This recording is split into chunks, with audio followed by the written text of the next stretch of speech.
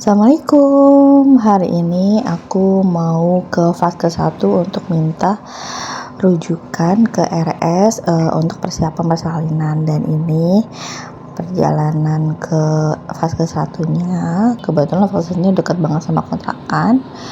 Udah nyampe Vaskes 1, kemudian dibantu pendaftaran sama petugas yang standby di sana, dapat nomor antrian, kemudian menunggu dipanggil, dan ini beberapa hasil ngobrol dengan petugas kesehatan di vaksin. Tapi kemungkinan nggak bisa di ini ya, nggak bisa di RS ya. Nggak bisa karena bisa tapi klinik tapi bayar. Kalau yang mulia Islam Mulia bayar. nggak bisa BPJS. yang sudah ngebuka kliniknya sama Aisyah. Iya Kalau misal dalam keadaan emergency, misalnya sudah pembukaan berapa gitu, 8 atau gimana Bisa, gitu, kita ke IGD gitu, langsung rumah sakit gitu. Bayar. Kalau Iya, dia saya. cuman RS tertentu aja yang mau nerima lahiran normal Normal. BPJS tuh. Tapi sekarang kita tetap kasih rujukan. SC, iya. Tetap kita kasih rujukan ke RS mana. Nanti kan sesuai saran dokter juga gitu ya. Ikutin aja. Jadi tadi dari fase pertama menjelaskan untuk rujukan ke RS itu ada beberapa syarat. Yang pertama syaratnya adalah jika kehamilan kita ada indikasi itu seperti entah sungsang atau dedenya kelilit atau indikasi yang lain, dan itu di verify, dibuktikan dengan hasil dari pemeriksaan, entah pemeriksaan USG ataupun pemeriksaan dari petugas kesehatan. Nah, itu yang pertama. Yang kedua, untuk rujukan sendiri kita tidak bisa asal memilih RS gitu. Misalnya saya mau rujukan ke RS ini nih, nggak bisa. Kenapa? Karena ternyata tiap vaskes itu ngelink ke RS rujukannya tuh berbeda-beda ternyata. Jadi tadi diinformasikan bahwa vaskes yang aku kedaftar itu nggak bekerja sama dengan semua RS, tapi memang ada RS yang ditunjuk yang ibaratnya ada chartnya gitu ya, ada ada flow-nya gitu. Misalnya vaskes 1 RS-nya tuh apa-apa aja, dan ternyata tiap vaskes 1 tuh beda-beda ngelink ke RS-nya gitu. Dan dari situ akhirnya aku dikasih 12 list RS yang ngelink dengan vaskes 1 aku gitu kan.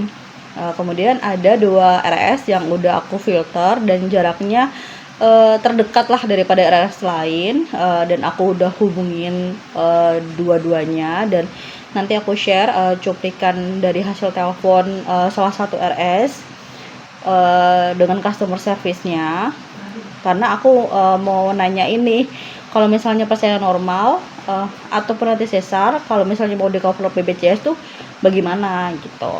Saya rencanakan mau persalinan nih, tapi menggunakan BPJS. Jadi mau cari untuk info rujukan rumah sakitnya. Baik, untuk di rumah sakit itu untuk persalinan yang menggunakan BPJS itu sesar ya Bu ya, dengan pengantar dari dokter. Kalaupun memang mau persalinan normal itu dia nggak bisa langsung. Jadi biasanya pasien itu datang ke klinik atau klinik bidan atau ke vaskes 1 yang 24 jam ya Bu ya. Kalau di sana nggak bisa ditangani baru bisa dirujuk. Jadi memang kalau untuk persalinan ada kriterianya.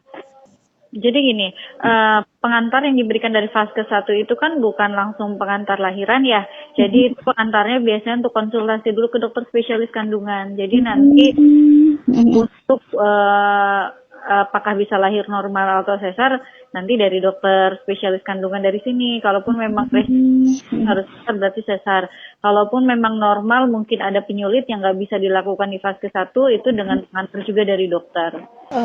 Dari percakapan dengan customer service dapat disimpulkan kalau misal kita mau persalinan ke RS itu harus meminta rujukan ke vaskes 1, tapi itu pun tidak langsung berupa vaskes sih nggak langsung berupa rujukan persalinan, tapi yang pertama adalah rujukan konsultasi dulu ke objin RS yang dituju atau yang akan menjadi RS rujukan.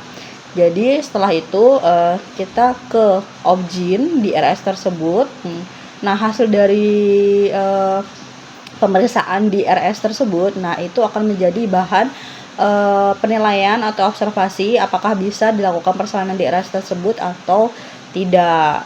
Barulah jika misalnya bisa, entah itu ibaratnya dengan ketentuan bisa normal ataupun sesar dengan kebijakan dari RS terkait, nah itu baru kita nanti ke fase ke-1 lagi untuk meminta rujukan persalinan begitu.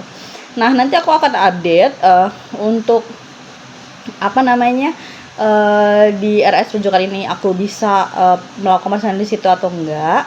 Jadi tunggu aja ya vlog berikutnya ya. Jangan lupa di follow dan semoga bermanfaat. Assalamualaikum.